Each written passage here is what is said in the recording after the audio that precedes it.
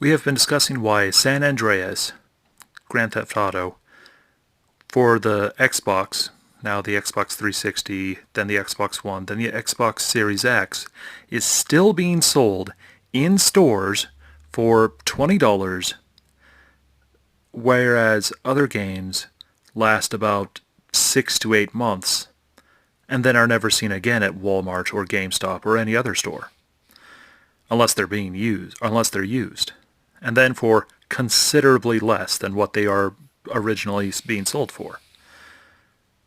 We've discussed the cost of a game and how it drops and how this kind of saves some days. We've even discussed why GameStop is important. I think the first thing that we really need to discuss is the concept of having a game to have a game.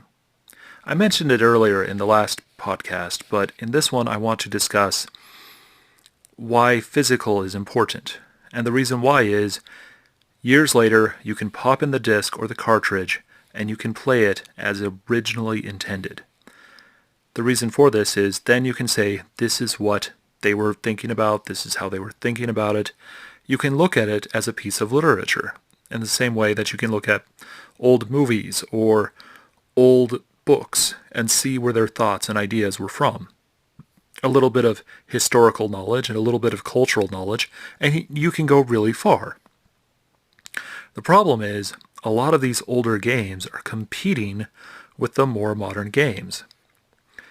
To counter this, Sony, Microsoft, and even Nintendo a little bit, are trying to create a Netflix of games, where you buy the game, you play it for 6-7 hours, maybe even 30-40 hours.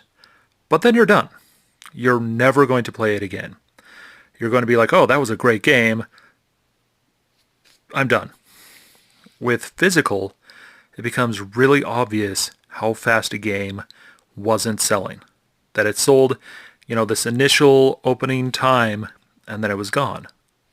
This opening time, by the way, is common for CDs, for music, and for movies. That opening weekend is the biggest selling time for any movie. And if they don't make it in that opening time, then the movie wasn't worth it. There have been a few exceptions where movies or games or something will sell really well and will continue in theaters and then will sell in DVDs and on Netflix until people have a really major fan base for it.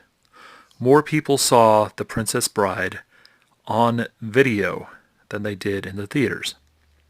It's become this major family film. However, that doesn't happen usually. All the hundreds of games and movies that are released every year get forgotten for the most part. So game companies kind of treat it like it's a movie. They have their opening release, they have this time, and then they're done. And they try to make the best game they can for that moment, so then you want the sequel.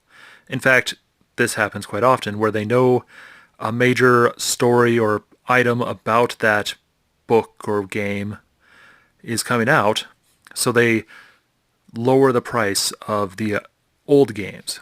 I see it in Comixology and videos all the time. Oh, you want to catch up with Lord of the Rings, right?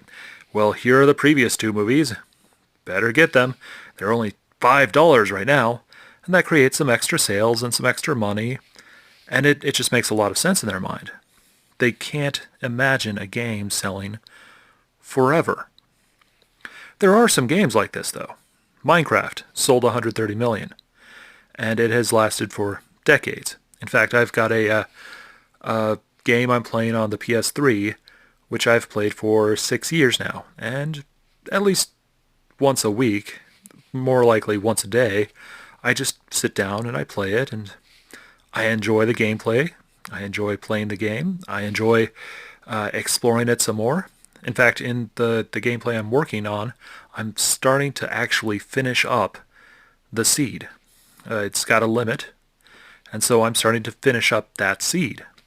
And it's kind of cool because I can actually see the progress I've made from when I first started the game and what I thought of architecture and how I needed to do things to what I do now and how I think. but it also competes against all the new games and all the games I've bought. Which would I rather play? This new game, which can be fun for a few hours and then I'm done, or this game that I know that I'm going to enjoy and I'm going to continue playing for years afterwards. That is the problem with Sony, Microsoft, and even Nintendo for the most part. They only view these games in a nostalgic view instead of these games will continue to sell. They don't understand how these games continue to sell. Sony, when it looks at a game, sees a movie. Why? Because they own a movie company. They own CD companies. So they look at opening night. They look at, the next big thing. They try to promote themselves in that way. Microsoft follows suit because they're competing directly with Sony. We need to go back, though, to understand everything. We need to go back to the 1980s when Lord British was making Ultima and point-and-click adventure games were around. They had this idea of this giant open world, and they had different descriptions of them. Some of them were text-based only. If you've used a multi-user dungeon, you know what I'm talking about. So anyway, they were playing these games, and they're really quite enjoyable. But they were also very limited in size. I think Zork is all of 5K. And you could play this game for hours. But then they started to get new graphical abilities and new stuff, but it didn't add too much. Super Mario Bros. Is relatively the same size as Super Mario World. But compare that to when CDs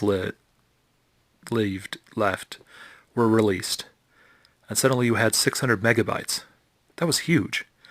They started to make games like Myst, where it was just this open world that you could explore, just like all the other point-and-click games, but now you could go and explore them. Well, didn't seem too big, but oh my gosh, you could make so much out of that.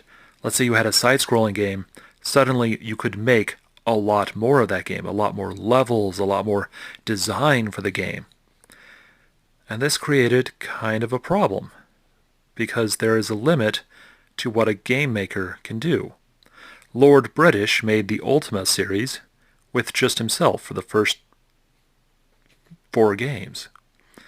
But then he's had to start adding people on. By the time it was 8, he had a crew of 20. Shigeru Miyamoto said that it took about 32 people to make Super Mario World, whereas it took 3 people to make Super Mario Bros. Add in the idea of design, new levels, all of that.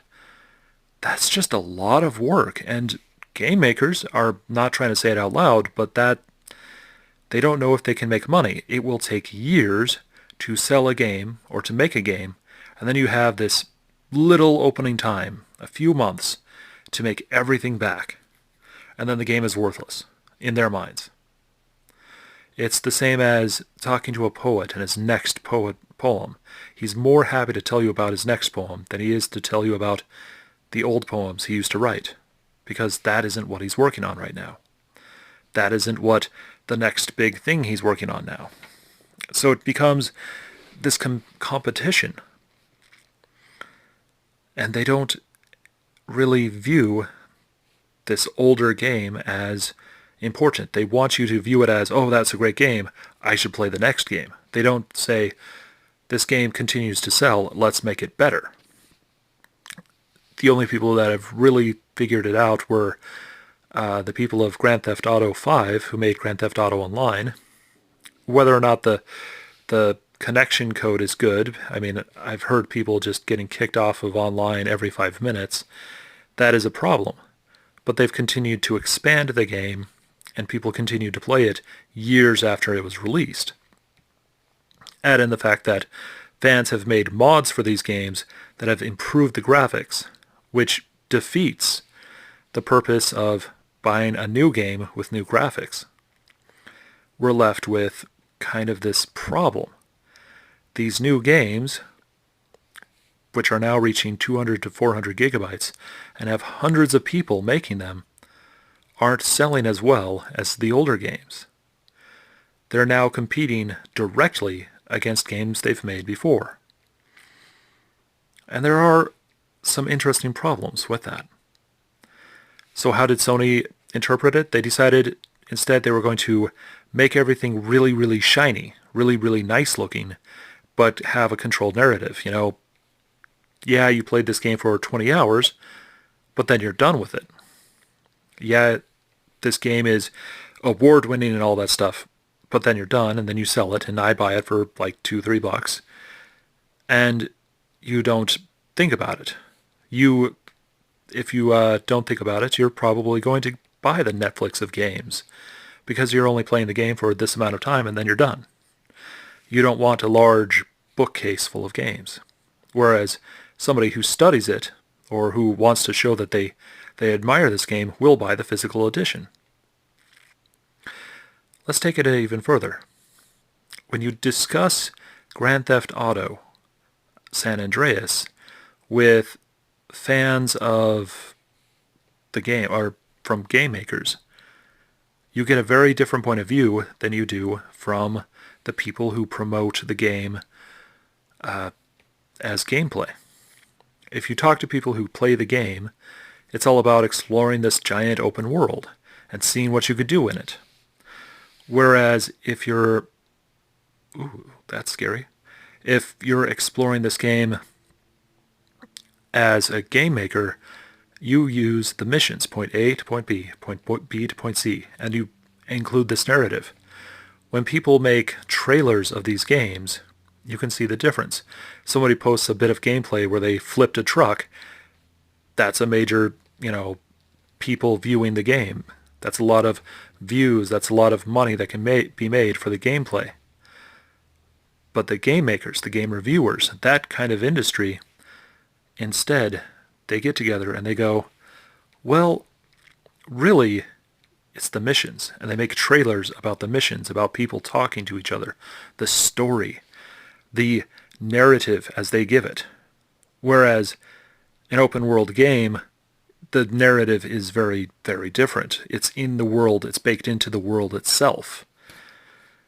That totally changes the way anybody makes games. It doesn't work for a movie maker to make a game or to understand a game. It doesn't work for somebody who writes books to make a game.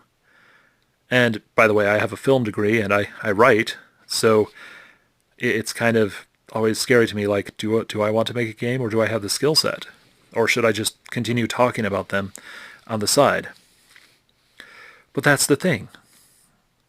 We have all these game makers who have tried to make it more graphically better and have promoted it as graphically better as a way to get around the idea of more levels, more things to explore, more ways to interact. But those more ways to interact continue to sell better than the better graphical games. Minecraft sold 130 million. The Order 1886 sold 12 million. And Minecraft continues to sell, and it has continued to be being part of the zeitgeist. Whereas I think the Order 1886, only a few people even recognize that it exists today. I mean, it's a fun game, but you can watch somebody else play it and still get the gist of how the game plays. That's how they view it. That's how the game makers view it. So, we're left with this quandary. Do you play the game for the story, and by story I mean narrative-driven focus, the cutscenes, the showing of the graphics, or do you play the game as a method to explore the world? And when you explore the world, we mean gameplay, we mean things around you, the concepts and ideas that you're doing, the direct experience that you're having, the video game moments that you're having. Well, the answer is the video game moments, of course. So why hasn't Sony seen this? Very likely they have. They just don't know how to get out of the rut they are. That's for the next podcast, where I discuss what gamers have done to compete or to deal with the fact that they've been screwing up the last few decades. Thank you. I'll leave a link to this video that you're watching so that you can watch the full game of The Order. He's got the complete game. And I will also love it if you hit subscribe or if you hit like or all those other things. Hope to catch you at the next podcast. Bye for now. Oh, I might as well throw in some tangents. First off, we don't actually know how many people have bought Skyrim because a lot of people buy the same game for new consoles. Like, I think I owned the same Castlevania for 5 different consoles. I might like Castlevania a lot. So we don't know how many people have bought Skyrim. We know it's sold 30 million, but that's very likely amongst 10, 12 million people who've kept on rebuying the game. So it's a major discussion to have. Okay, well, catch you later. Bye now.